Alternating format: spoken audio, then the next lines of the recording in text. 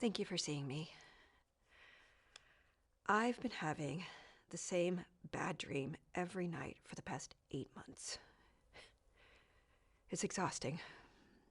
I can't sleep. I can't focus. Starting to feel like I'm losing my mind. I drove here from out of state because I heard you're the best there is at dealing with dreams and nightmares. I'm really hoping you can help me make it stop. Can you describe the dream for me? Yes. Okay, so the first thing I remember, I'm back in the house I grew up in. It's late on Christmas Eve, and I'm spying on Santa Claus as he's getting ready to leave us toys. My dad used to dress up as Santa every year and put all our presents under the tree. My little brother and I would sneak out of our rooms and spy on him. I always was a bit scared we'd get caught, but this time it's different. It isn't my dad, it's the real Santa Claus, so I'm way more scared than normal. For some reason, I'm watching him through some kind of glass or screen, so I feel a little safer. I know how silly that sounds, but it's a dream, so none of it makes any sense. So I'm hiding there, watching Santa do his thing when I feel a chill come over me. Suddenly I hear a bear wrestling in the bushes. I don't know why there's bushes inside my house, but again, it's a dream. And this startles me. Santa hears it too and starts looking around for it, like frantically, like it scares him even more than it does me. Then the worst part happens. Santa and I, we spot the bear at the same time, and I get completely overwhelmed with terror. Seeing the bear scares me more than anything ever has or ever should. And I wake up, like, just so agitated that my heart is racing and I can't go back to sleep. It is always the same dream. I don't know why I'm having it. I just want it to stop.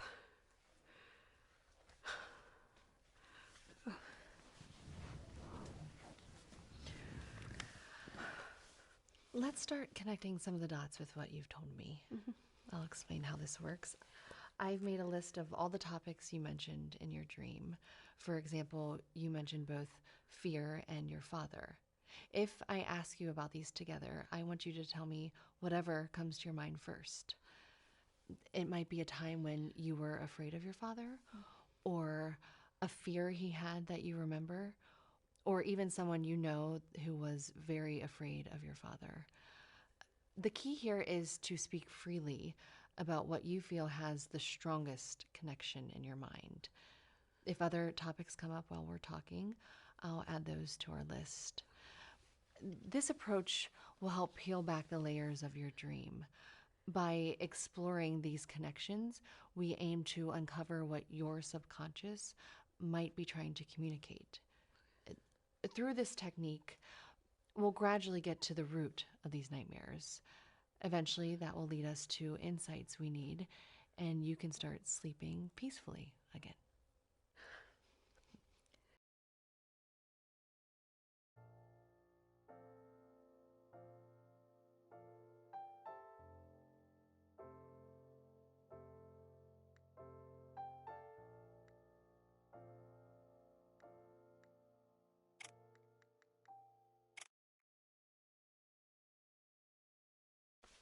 My mom loved taking me to see Santa every year, usually right after Thanksgiving. She'd dress me up in some kind of cute festive outfit. And we'd get to the mall, and there'd be this massive line of kids, and all squirming and excited. And she'd chat with me, telling me how I should ask Santa for what I really wanted and not to be shy. And when it was finally my turn, I'd climb up onto Santa's lap, feeling this mixture of awe and slight fear. Yeah, there's something a little intimidating about being face to face with this larger than life figure who supposedly knows if you've been naughty or nice all year. Yeah.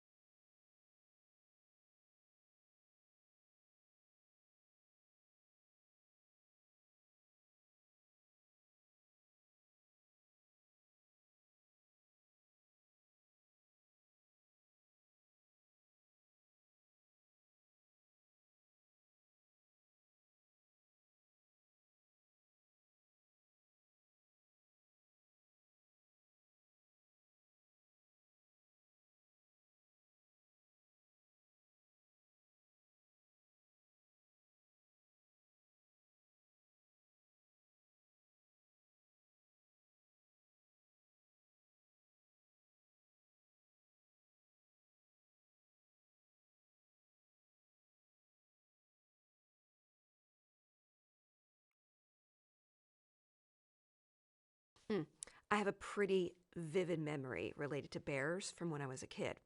So, my school was right near some woods, so every once in a while they'd make an announcement over the PA system that recess would be indoors because a bear had been spotted nearby. And most of the other kids hated it when it happened. I mean, they'd groan and complain about not getting to play outside. But honestly, I kind of liked it. It was usually too cold outside anyway, and indoor recess meant we could play games or read, which, I preferred anyway.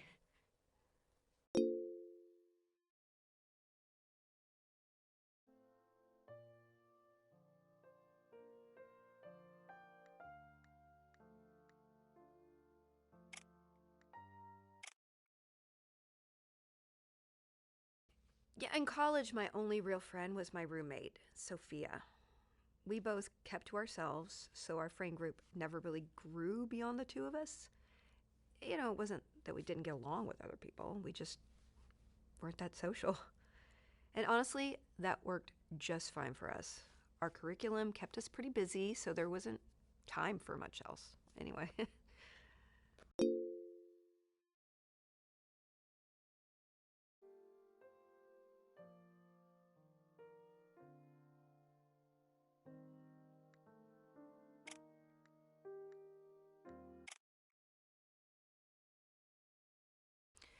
My dad definitely had some toys of his own. He was a big fan of TV and movies and was especially obsessed with the original Star Trek series.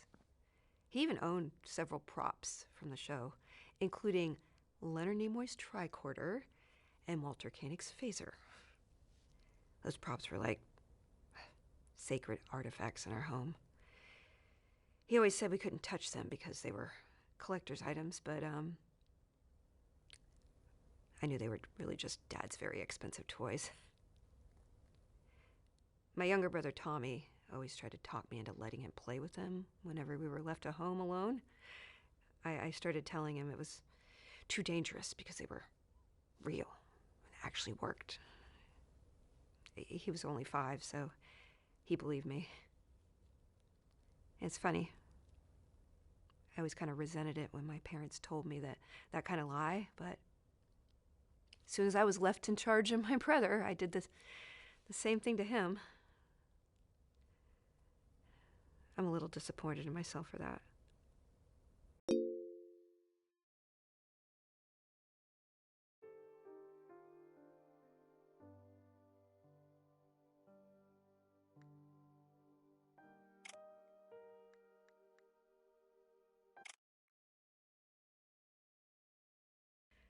When you're a kid, your friend options are basically limited to whoever in your class or whoever lives next to you. That is it. You don't get to be picky. If someone happens to like the same things you do, that's your friend now. Doesn't matter if they're annoying, if you have nothing else in common, shared interests, that's all it took. For me, it was sci-fi and video games. If another kid liked Star Trek or happened to be playing the same video game I was, yeah, that was enough. We were friends, at least until the next school year.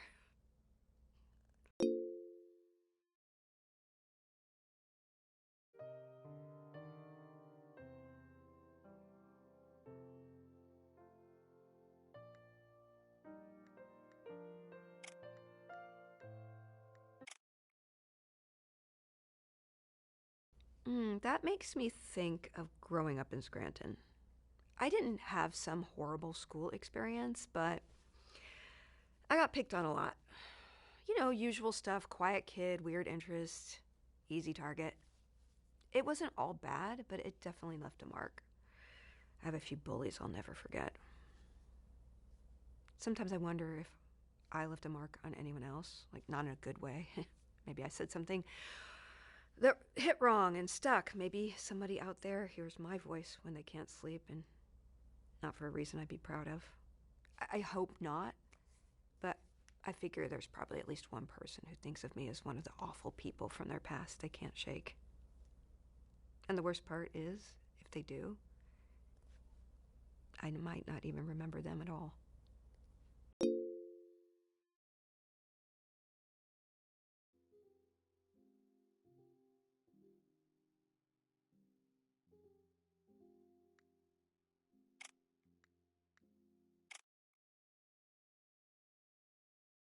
I was in line waiting to see Ready Player One when I spotted a coworker, Scott, waiting in line with his girlfriend.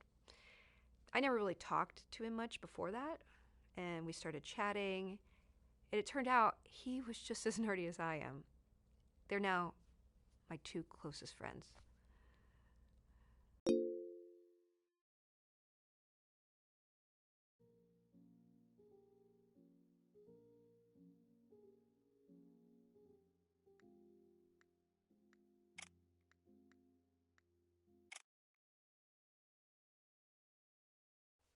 Oh, that's an easy one. My dad was a huge Trekkie and took me to my first Star Trek convention. It was in Philadelphia, and it was also the first time I ever traveled outside of the immediate area, at least that I can remember. And it was also the first time I've ever been in a place where I had a shared interest with everybody else. It was awesome. I loved seeing the people walking around, dressed up in their Starfleet uniforms. We also got to watch The Trouble with Tribbles in a room packed full of other Trekkies. And then, topping the night off, we got to see William Shatner take the stage and give a talk that was surprisingly funny. There was this whole floor dedicated to selling Star Trek merchandise, but we didn't buy much there. Dad said all the really good stuff was sold at the live auction. He ended up buying a prop phaser from the original series. I don't remember how much he paid for it, but I remember my mom wasn't too pleased about it when we told her about it.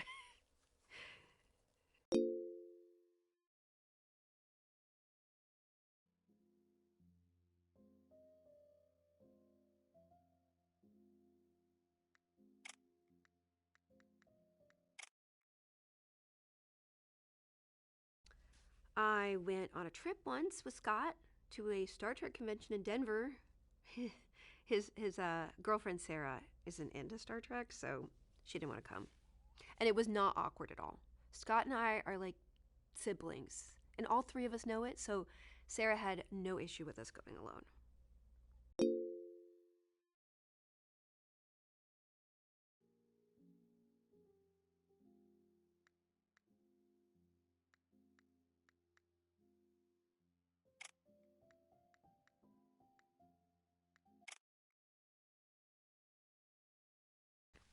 When I think of travel and a bear, I can't help but remember this road trip my mom took me on.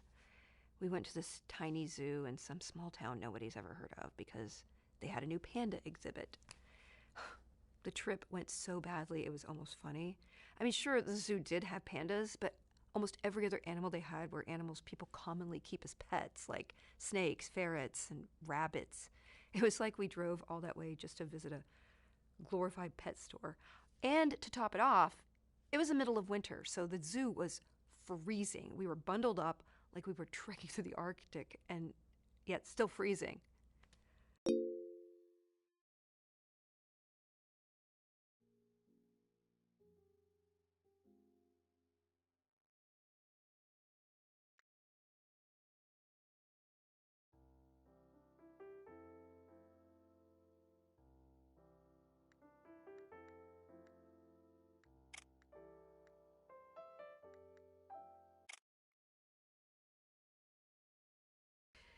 When I think about my father and travel, the first thing that comes to mind is how much we love going to conventions together. Yeah, it was our special thing, just me and him.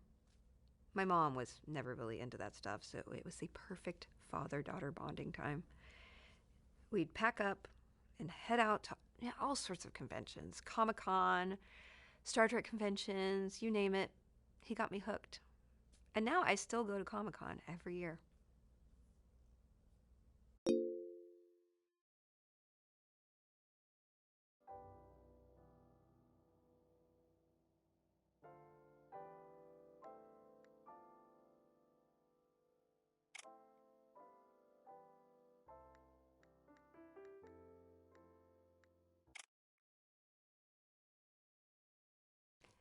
When I think of Scranton and my childhood, one of the first things that comes to mind is death. My mom died when I was very young, and then a few years later, my little brother passed away too. That was rough. My mother died from cancer. It happened slowly, and I saw her get worse and worse right up until she was gone. And my brother Tommy's death was much more sudden. He was murdered during a break-in when he was very young. My dad was working overnight, and it was just me and Tommy at home. It happened late, and I was asleep when it all went down. I didn't even know anything had happened until my dad came home and woke me up. The police said Tommy was shot once, and he died instantly. There were obvious signs of robbery, but the burglar didn't take much. The worst part? I was supposed to be looking after Tommy, and I didn't even wake up from the gunshot. So yeah, I don't have a lot of good childhood memories from Scranton.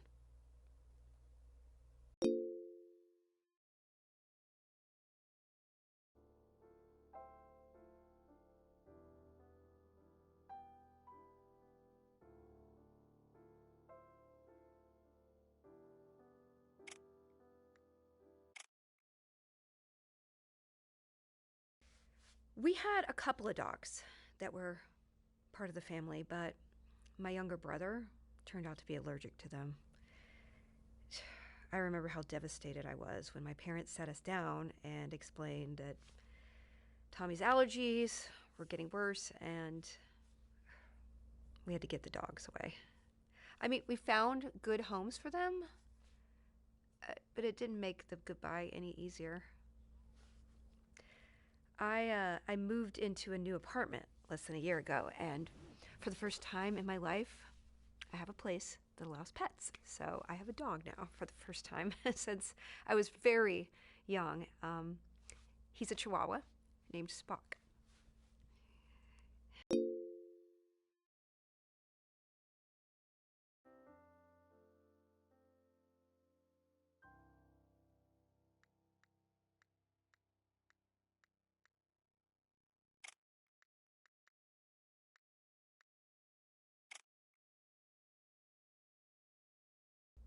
You mean like a Barbie dream house? No, I never had one. But back in college, studying criminology, we played with model houses all the time. It was part of our training exercises. I actually had to use one now that I'm coroner. Okay, I was working on this Ravenwood case, right? Historian guy, dead in his house, walls covered in what looked like protection spells straight out of local folklore. He died from blunt force trauma, and his ring camera caught just one visitor that whole day. Classic case of murder, or manslaughter at least. But hold on, here's the kicker. The defendant claims he and the victim were attacked by the Rougarou. That's this mythical creature from local Louisiana folklore. He even described it to a sketch artist after he was arrested. He stuck to that story in court, so they called me in to testify. So there I am, lugging this miniature house into court, having to stand there and show a bunch of supposedly sane adults that were dealing with a mundane human altercation, not some monster mash. Just another day at the office for me, using dollhouse furniture to debunk the existence of mythical creatures in a full courtroom.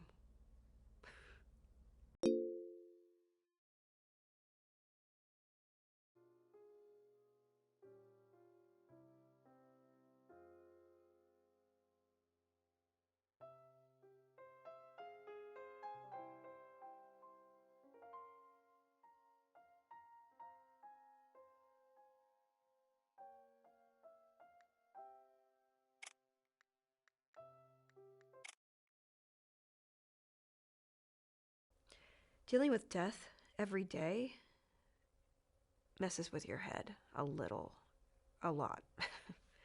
Not in the way people think. It's not the bodies that get you, it's the stories.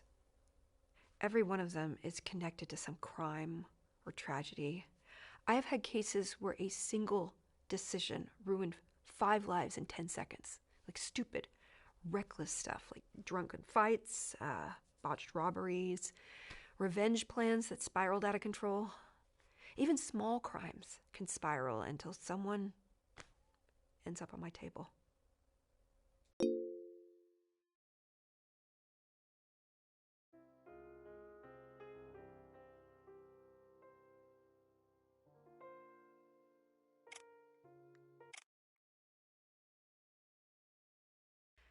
When I graduated college, I didn't know much about New Orleans.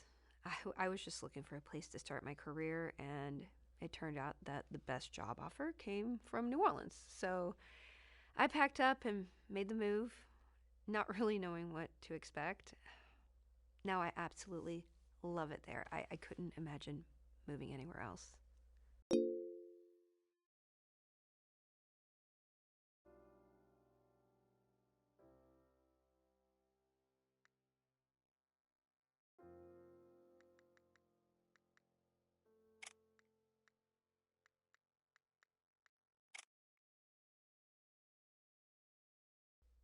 Well, Santa is a criminal, if you think about it. He breaks into over 1 million houses every year.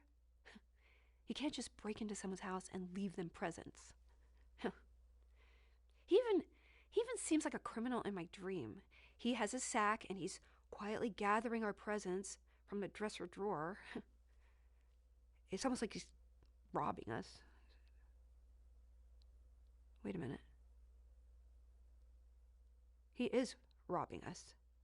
Yeah, I remember a little more from my dream now, okay? I was in the hallway, looking into my parents' bedroom as he was filling his sack. I'm being quiet as I can, hoping he doesn't hear me, and I'm feeling this chill from the window. He came in. He's not Santa Claus at all. He's just some guy. Yeah, I was peeking around the corner, watching him from the reflection in my mom's vanity mirror, hoping he wouldn't see me. He's stuffing his backpack, and when we heard this rustling it was from the closet, and he froze and looked at the closet, and whatever was inside came bursting out. Oh my God. Tommy. It was my brother Tommy. This isn't a dream. No. This is a memory. I was awake when Tommy died. He came bursting out of the closet with Chekhov's phaser, and he tried to stun the burglar, and the burglar, seeing this kid popping out and aiming a gun at him, he just shot him in panic and escaped out the window. I looked at Tommy, but the hole in his chest, it was huge, and I couldn't think. I just wandered around, and I must have crawled back into bed. And when my dad woke me up the next morning, I guess I must have just blocked it out. No wonder I blocked it out. I'm the reason Tommy died, don't you see?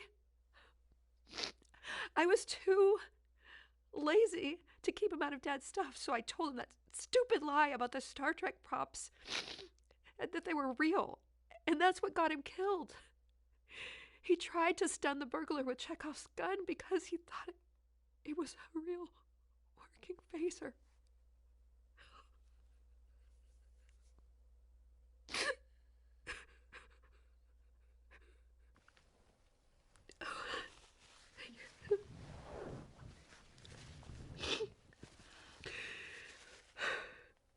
Jennifer, you need to understand you are not responsible for your brother's death. Not directly, but if I hadn't lied to him, he would still be alive. Why do you think my dream started 8 months ago instead of years ago? I noticed that you got your dog Spock about 8 months ago. Is this the first time you've cared for someone since you used to look after your little brother? Oh, yeah. Yeah, it is. This explains quite a few things you mentioned. So do you think my nightmares will stop now? Now that your memory is out in the open, you can approach it in a healthy way. It should no longer interfere with your sleep. Thank you.